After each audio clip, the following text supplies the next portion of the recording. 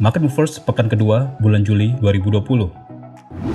Pekan ini, kekhawatiran pasar terhadap peningkatan penyebaran wabah COVID-19 di dunia masih akan menjadi sentimen negatif untuk aset beresiko. Tapi di sisi lain, potensi pemulihan ekonomi karena dibukanya kembali perekonomian bisa menjadi sentimen positif. Senin, 6 Juli, membuka awal pekan ini, laporan iklan lowongan kerja di koran dan media Australia selama bulan Juni yang didata oleh Australia and New Zealand Bank Group atau ANZ akan menjadi peluang penggerak dolar Australia di pagi hari. Pasangan mata uang AUD/USD berpotensi naik bila jumlah iklan pekerjaan lebih banyak dari bulan sebelumnya. Siang harinya, jam 1, data pesanan pabrik di Jerman selama periode bulan Mei akan dirilis, dan bila hasilnya lebih baik dari bulan sebelumnya, Euro/USD berpeluang menguat. Jam setengah 4 sore waktu Indonesia Barat, data tingkat kepercayaan investor terhadap perekonomian zona Euro yang dilakukan lembaga survei Sentix kembali menjadi peluang penguatan bagi Euro/USD, bila hasilnya lebih baik dari periode sebelumnya. Di saat yang sama, data indeks aktivitas konstruksi Inggris untuk bulan Juni akan dirilis. Bila hasilnya lebih tinggi dari sebelumnya, ini berpotensi mendukung penguatan GBP/USD. 30 menit berselang, zona Euro akan merilis data penjualan retail untuk periode Mei yang berpotensi mendukung kenaikan pasangan mata uang Euro/USD bila hasilnya lebih baik dari bulan sebelumnya.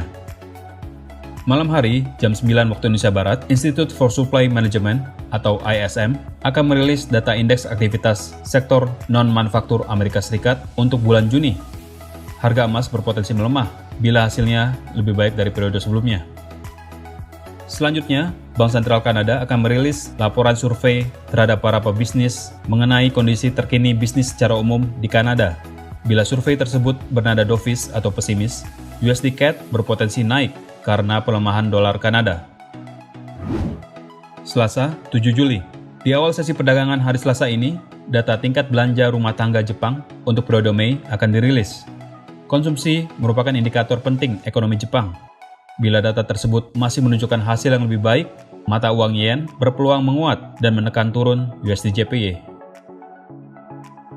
Selanjutnya, event yang ditunggu untuk perdagangan dolar Australia yaitu pengumuman tingkat suku bunga acuan terbaru dan pernyataan dari Bank Sentral Australia atau RBA akan menjadi fokus utama siang ini. RBA diekspektasikan tidak akan mengubah tingkat suku bunganya, tetap di 0,25%. Jika pernyataan RBA bernada positif atau hawkish terhadap prospek ekonomi Australia, pasangan mata uang AUD/USD berpotensi menguat. Jam 1 siang waktu Indonesia Barat, data produksi industri bulanan Jerman untuk periode Mei akan menjadi peluang penguatan Euro/USD bila hasilnya lebih baik dari bulan sebelumnya. Selanjutnya, Inggris akan merilis laporan indeks harga perumahan versi lembaga survei Halifax untuk periode Juni. Bila kembali terjadi penurunan harga rumah, ini berpeluang melemahkan pasangan mata uang GBP/USD. Dan di malam hari, Biro Statistik Buruh Amerika Serikat akan merilis data jumlah lowongan pekerjaan baru di luar industri pertanian untuk periode bulan Mei. Bila hasilnya lebih rendah dari periode sebelumnya, dolar Amerika Serikat mungkin melemah dan menopang harga emas naik. Rabu, 8 Juli. Laporan neraca berjalan Jepang untuk periode bulan Mei menjadi pembuka laporan ekonomi hari Rabu ini dengan peluang pelemahan pasangan mata uang USD/JPY bila neraca berjalan menunjukkan surplus yang lebih tinggi dari periode sebelumnya. Sore harinya, jam 4 waktu Indonesia Barat, Komisi Eropa akan merilis perkiraan pertumbuhan ekonomi zona Euro untuk 2 tahun ke depan. Dan bila hasilnya bernada hawkish atau optimis, Euro/USD berpotensi menguat. Dan seperti biasa, setiap hari Rabu malam, laporan cadangan minyak mentah Amerika Serikat versi Energy Information Administration akan dirilis. Bila cadangan minyak mentah mengalami peningkatan dari pekan sebelumnya, harga minyak mentah berpotensi melemah. Kamis, 9 Juli. Pagi hari, laporan pesanan mesin-mesin di pabrikan Jepang di luar mesin untuk sektor perkapalan dan utility untuk periode Mei akan dirilis. Dan bila hasilnya lebih baik dari bulan sebelumnya, USD/JPY berpotensi melemah karena penguatan yen. Selanjutnya, laporan survei tingkat kepercayaan bisnis Selandia Baru yang dirilis oleh Australia and New Zealand Bank Group atau ANZ bisa menjadi penggerak NZD/USD. Bila survei yang dirilis menunjukkan perbaikan, pasangan mata uang NZD-USD berpeluang naik. Jam setengah 9 pagi waktu Indonesia Barat, laporan indeks harga konsumen year-on-year Tiongkok untuk periode Juni akan dirilis. Data ini menjadi salah satu tolak ukur inflasi. Kenaikan inflasi menunjukkan kenaikan aktivitas ekonomi. Laporan ekonomi Tiongkok biasanya akan berimbas langsung pada pergerakan mata uang dolar Australia sebagai rekan dagang perdagangan utamanya. Bila hasil dari data tersebut lebih rendah dari periode sebelumnya, ini berpeluang menekan pasangan mata uang AUD-USD. Laporan neraca perdagangan Jerman untuk periode Mei akan dirilis pada jam 1 siang hari ini. Bila neraca perdagangan Jerman menunjukkan surplus yang lebih besar dari periode sebelumnya, yang artinya ekspor lebih tinggi daripada impor, Euro-USD berpeluang menguat. Di jam yang sama, Jepang akan merilis data awal perubahan jumlah nilai pesanan alat-alat mesin di perusahaan manufaktur Jepang untuk bulan Juni. Bila hasilnya lebih baik dari ekspektasi, USD JPY berpotensi turun karena penguatan yen.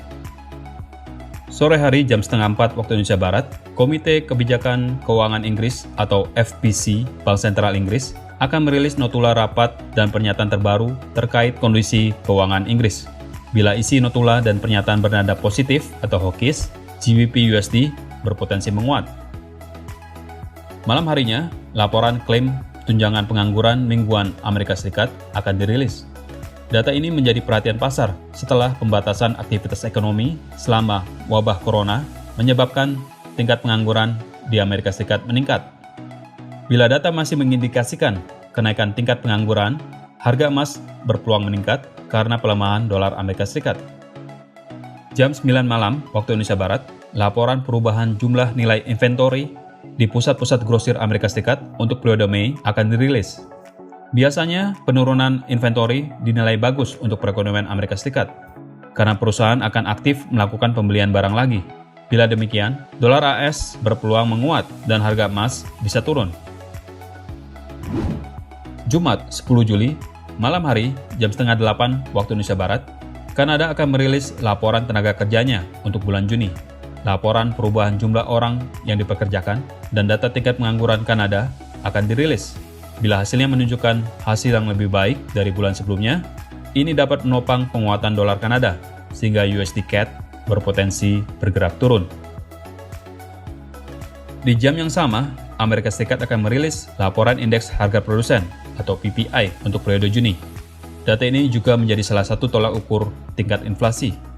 Tingkat inflasi yang naik menunjukkan aktivitas ekonomi yang meningkat, sehingga bila PPI menunjukkan hasil yang lebih rendah dari proyeksi, dolar Amerika Serikat berpotensi melemah, dan ini akan menopang penguatan harga emas.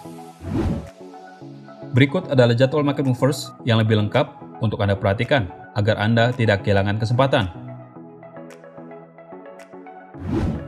Segera manfaatkan peluang tradingnya. Untuk informasi lebih lanjut, silakan hubungi kontak person Anda di MEFX. Terima kasih dan sukses untuk trading Anda.